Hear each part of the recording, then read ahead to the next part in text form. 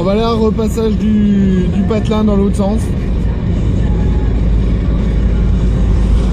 Ouais, je suis rentré du luxe. Le samplon 95 est à 1,26,1. Sur l'autre vidéo, on doit le voir normalement le tarif. Puisque je passe à côté des stations et les tarifs sont affichés. 1,26,1. En France, il est bien plus cher que ça.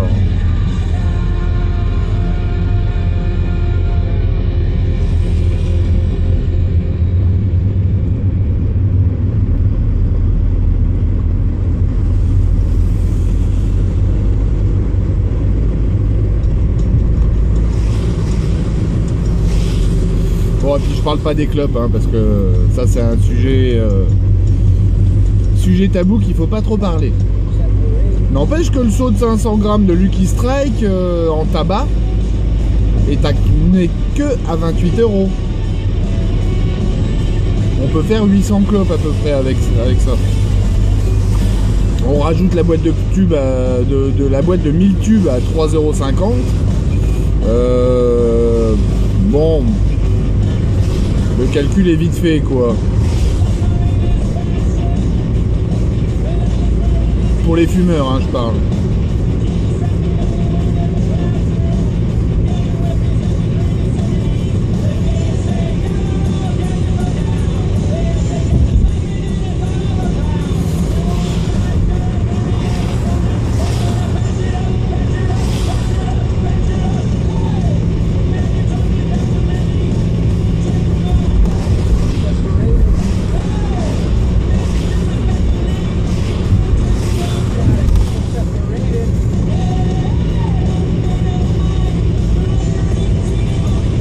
Alors je dis pas, hein, faut faire vivre les commerçants français aussi. Hein. Je dis pas, hein, je m'en achète hein, des paquets de clopes en France. Hein, mais entre nous, je préfère franchement faire 600 bornes aller-retour pour aller chercher du tabac au Luxembourg. Je tiens 2 mois largement pour une centaine d'euros. En clope pur, j'en ai pour une centaine d'euros.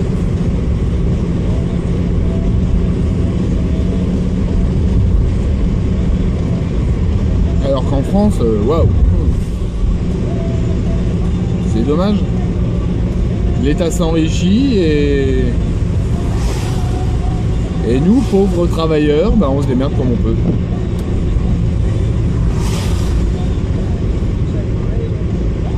Parce que là, j'aborde un sujet politique, mais c'est vrai au final.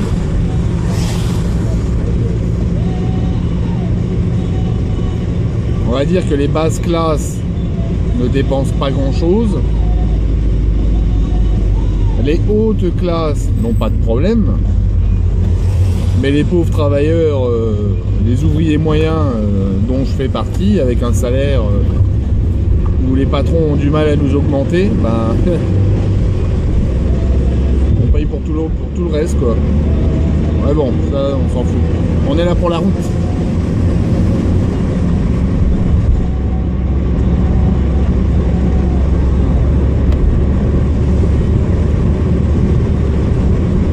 Je reprendrai la vidéo quand je serai sur l'autoroute.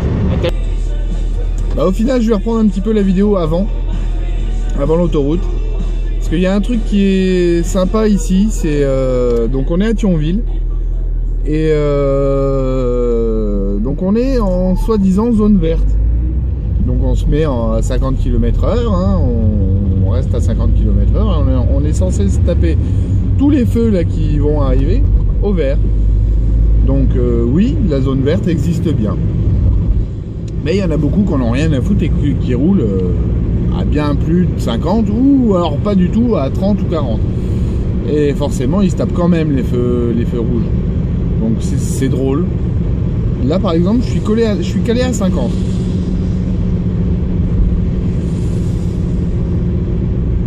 On va être obligé de ralentir parce que voilà. 40. On arrive.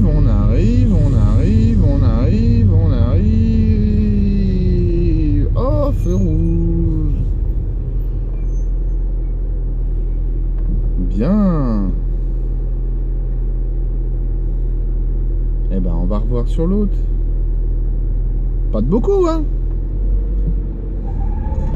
On avance. Le temps d'accélérer, tranquille.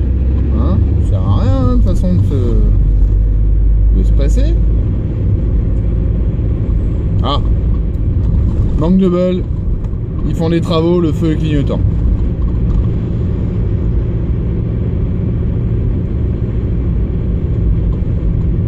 C'est pas grave, on verra au prochain. Et normalement, au prochain, en restant à 50, on devrait y être. Ah, on y arrive. Quand même obligé de rétrograder, de freiner, parce qu'il y a des cons qui savent pas garder leur vitesse.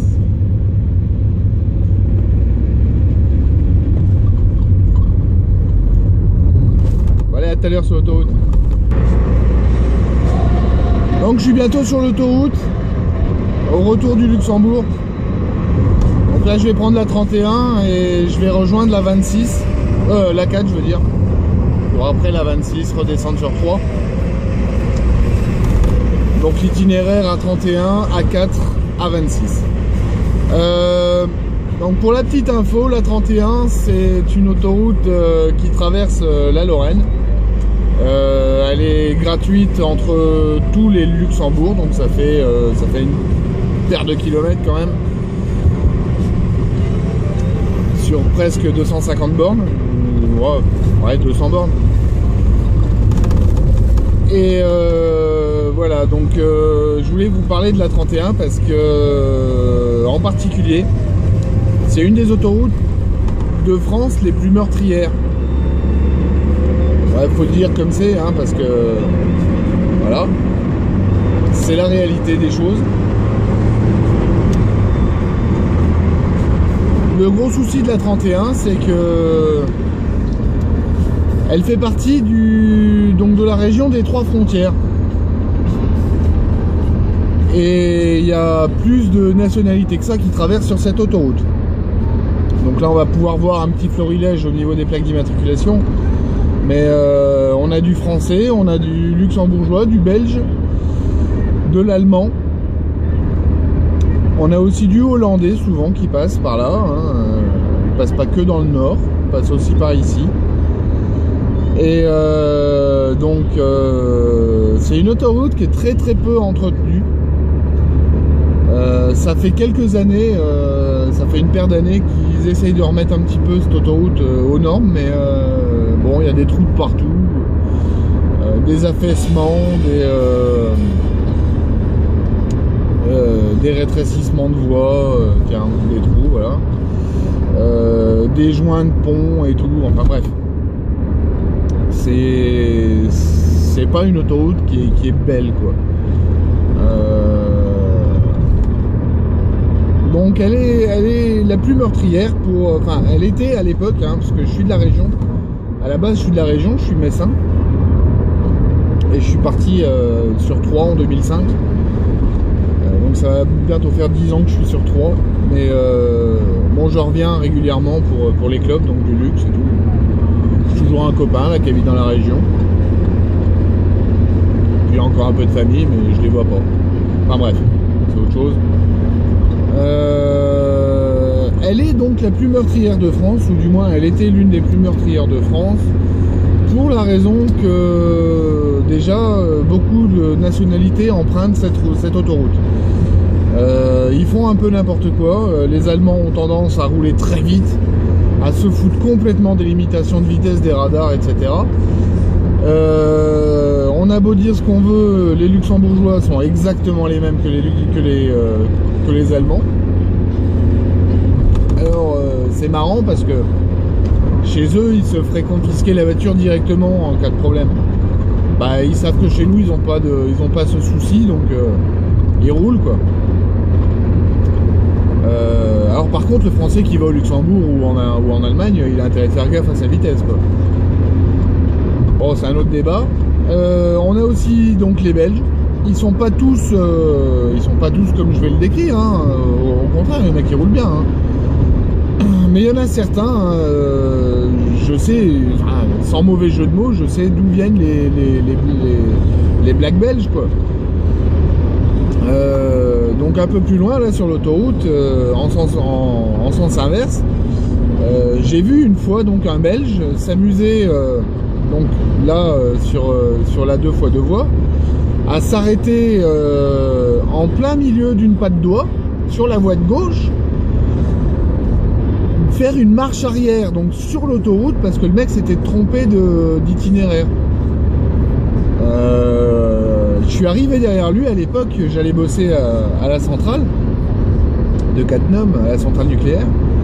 Et ben quand on arrive derrière lui à 5 h du mat, bah, ça fait peur. Ça fait peur. Ça fait un sacré écart de direction quand même. Et il y en a plusieurs que j'ai vu aussi s'être arrêtés exactement au même endroit et s'être fait directement percuter par les voitures qui venaient derrière. Et bon bah malheureusement gros accident, gros carambolage et tout quoi. J'ai vu aussi sur cette autoroute le comportement du parfait con au volant. Un jour en pleine nuit avec du brouillard, l'autoroute était, il n'y avait pas grand monde hein, voilà, il y a un camion qui perd une roue. Bon, ça arrive, il a éclaté le pneu, le gars s'arrête et va pour changer la roue. Donc il se met sur le bas-côté avec son camion, un petit peu plus loin là, à peu près du côté là où je vais reprendre la 4 d'ailleurs. Et donc le gars commence, donc il se met sur le bas-côté, il va pour changer sa roue. Et un Belge s'est carrément arrêté sur la voie du milieu, parce qu'on va arriver là, là c'est une 2x2 voies, c'est l'autoroute, mais après on va se retrouver en 2x3 voies. Et donc le mec s'arrête donc sur la voie de gauche, c'était un Belge. Il a cru que le camion avait un problème et il s'est arrêté donc sur la voie du milieu. Pas sur la voie de gauche, donc sur la voie du milieu. Pour le regarder, bêtement. Temps de brouillard, de nuit, le gars s'arrête sur une voie du milieu. Et ben, je crois que ça a fait un des plus gros carambolages de l'histoire de la 31 le jour-là. Je suis passé juste au moment où le mec s'arrêtait en fait. Et là j'ai eu du bol parce que je me serais retrouvé dedans sinon. Et voilà quoi, c'est à cause de ce genre de comportement que la plupart des accidents arrivent sur cette autoroute. On a aussi les mecs qui veulent forcer le passage. Là par exemple on arrive sur le coin, donc on rejoint la 30, direction Longwy. Et la 30 donc rejoint donc la 31. Et là il y a une paire de mecs qui croient que la voie de droite est réservée aux camions et vont vouloir s'infiltrer sur la voie du milieu. Mais non! Les gens ne savent pas rouler à droite. Ils ne savent pas. Voilà, moi je me rabats. Le mec avec sa 206 là, il va rester sur sa voie de gauche. Le mec qui était à côté là, qui venait de la 30 là, avec son berlingot, il s'est foutu sur la voie du milieu. Et ben voilà, vous pouvez regarder.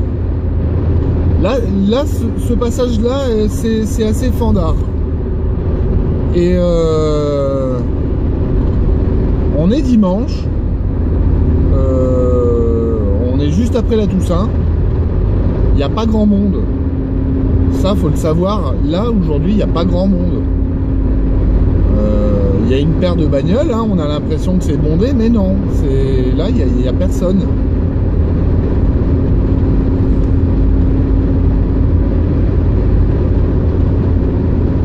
Voilà, je suis à 110, hein, je suis sur la voie de droite, tranquille, quoi. J'emmerde personne, j'ai pas besoin de doubler. Mais voilà, j'ai l'autre en berlingot qui est toujours sur la voie du milieu. Il essaye désespérément de doubler à 112 ou 113 km/h.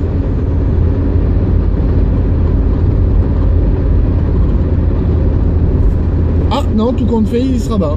Bon voilà, il vient de se rabattre. Donc bon, ça démontre un petit peu franchement la manière dont les gens roulent. C'est malheureux de le dire, hein, je suis pas un saint, hein. Je suis pas un saint et j'ai pas été un saint non plus. J'ai fait le con en bagnole, j'ai fait plein de cons.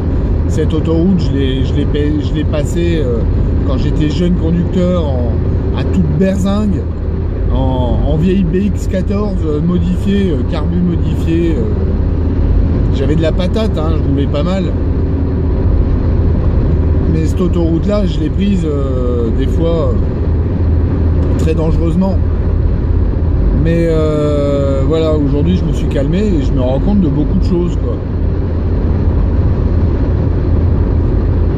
Je pense que c'est un peu pareil pour tout le monde. Au bout d'un certain temps, on fait attention. On fait attention à sa voiture. On fait attention parce qu'on l'aime, parce que voilà, puis on aime sa famille aussi. C'est con à dire, mais j'ai pas envie de mourir sur une autoroute comme la 31 juste parce qu'un connard a pas mis un clignotant ou s'est arrêté en plein milieu sur la voie de gauche, quoi, sur la voie du milieu. C'est pas le but. On a tous une famille, on a des gosses. Voilà, on n'est pas là pour jouer non plus, quoi. S'il y a personne, le mec il a envie de se foutre en l'air, il se fout en l'air, mais qu'il fout pas en l'air les autres.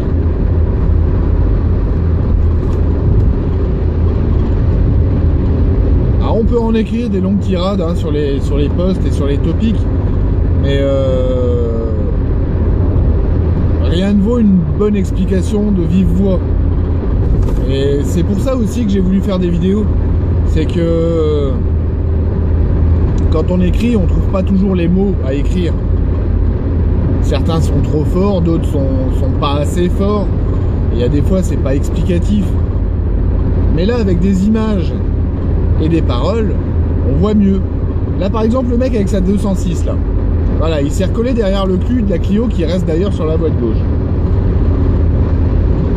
C'était pour le doubler? Ok. D'accord. Mais vous vous rendez compte quand même que le mec, il s'est déporté, mais à 200 mètres avant la... C'est quoi? C'est une Mégane Break là-haut? Une Peugeot Break? Je sais pas trop. Celle qui est devant moi.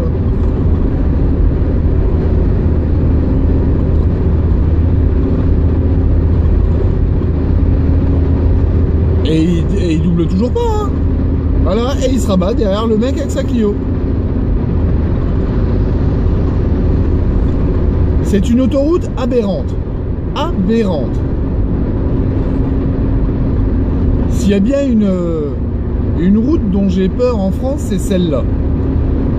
Elle a pas l'air comme ça, hein. Elle a l'air sécurisante, hein. 3 voies, 2 fois 3 voies. Là, elle a été refaite, donc elle est belle.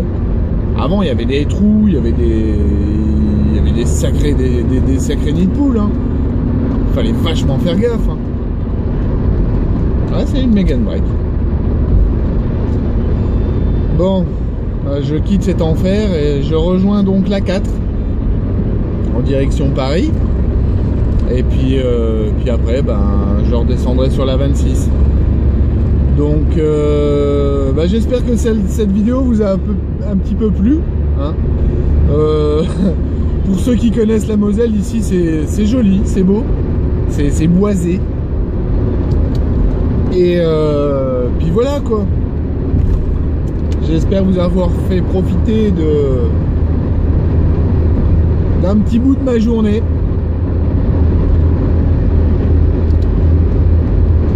Alors je vous dis à plus tard et puis à une prochaine fois dans une autre vidéo, sûrement demain, en allant au boulot.